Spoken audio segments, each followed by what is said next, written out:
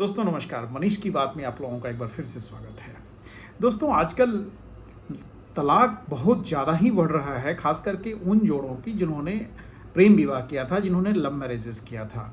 इन बनस्पत जो arrange marriage हो रही है उनकी शादियां स्टेबल रह रही हैं इन कंपेरिजन जो लव मैरिज किए हैं। उनमें कारण क्या होता है? जब आप लव मैरिज करते हैं तो जब लव होता है तो आपको अपने पार्टनर में सब कुछ अच्छा ही दिखता है। आप अच्छा दिखाने की कोशिश करते हैं क्योंकि आप कभी कभी मिलते हैं, आप कभी पार्क में मिलते हैं, कभी गार्डन में मिलते हैं, कभी बीचेस पे मिलते हैं, आप कभी वेकेशंस में जाते हैं जो 2-4 दिनों के लिए। तो आपको लगता है आप अपने को बहुत अच्छा शो करते हैं कि हमें केवल क्वालिटी ही क्वालिटी है। ये दोनों तरफ से होता है। लड़की भी अपना सारा पॉजिटिव चीज़ें दिखाती है, लड़का भी अपने आप को दिखाता है कि हमें तो कोई खामियां हैं ही नहीं। तो हर दोनों जो पार्टनर होते हैं ना, वो एक दूसरे को सिर्फ अपना पॉजिटिव पार्ट ही दिखाते हैं। लेकिन जब शादी होती है और जब साथ में रहना पड़ता है तो 2 दिन रहना, 4 दिन रहना अलग बात है।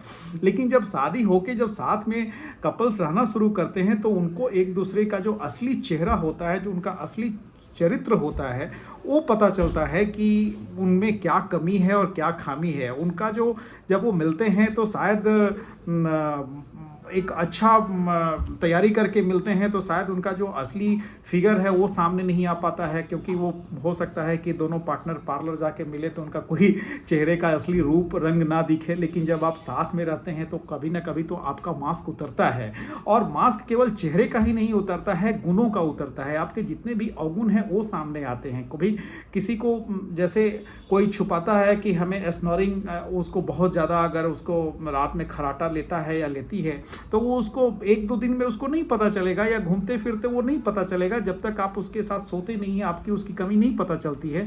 तो आप शादी के बाद आपको पता चलता है कि अरे इतने खर्राटा में तो मैं सो ही नहीं सकता या सो ही नहीं सकती।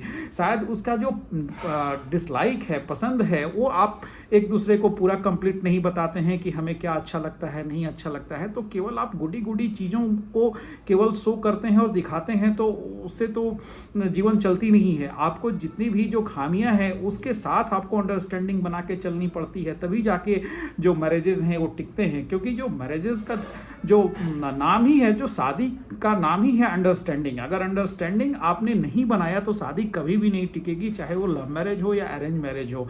तो कमियां सब में होती हैं, दोनों पार्टनर में होती हैं। तो दोनों पार्टनर को अगर एक दूसरे की कमियों के साथ रहना आ गया, अगर एक दूसरे को समझ गए कि हमको अब इसी के साथ चलना है, तब तो कोई दिक्कत नहीं होती है। लेकिन अगर कमियों को आप एक्सेप्ट ही नहीं कर रहे हैं और एक दूसरे से कंप्रोमाइज़ करने को तैयार नहीं हैं, तो फिर वो शादियाँ टूट ही जाती हैं। तो यही कारण है कि हम अगर मिलते हैं तो सिर्फ अपना पॉजिटिव पार्ट शो करते हैं। अगर उस समय आप अगर 2 महीना, 4 महीना, 6 महीना, या जब भी अगर आप अपना या थोड़ा समय के लिए भी मिले, लेकिन अगर आपका जो वर्स्ट थिंग है वो शेयर करें अगर एक दूसरे से को, और उसके बाद दोनों पार्टनर राजी हों कि नहीं हम शादी कर सकते हैं और आगे बढ़ सकते हैं, तब तो ठीक है, तब तो वो मैरिजेस नहीं टूटेगा। क्योंकि शादी से पहले आप वो हर चीज़ डिस्कस कर लिए होते हैं, आप वर्स्ट एक दूसरे से डिस्कस कर लिए होते हैं। लेकिन जब आप वर्स्ट ही डिस्कस नहीं करते हैं, सिर्फ पॉजिटिव बातें डिस्कस करते हैं, और जब वो निगेटिव बात सामने आती है तो एक दूसरे को बड़ा सरप्राइज लगता है।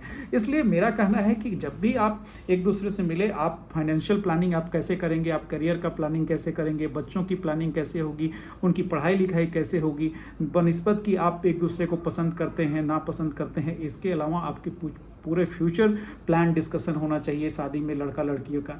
तभी जाके मैरिजेस टिकेगी, अथवा ये तलाक का दर यूं ही बढ़ता रहेगा और लोग एक दूसरे से शादी करेंगे और तलाक देंगे।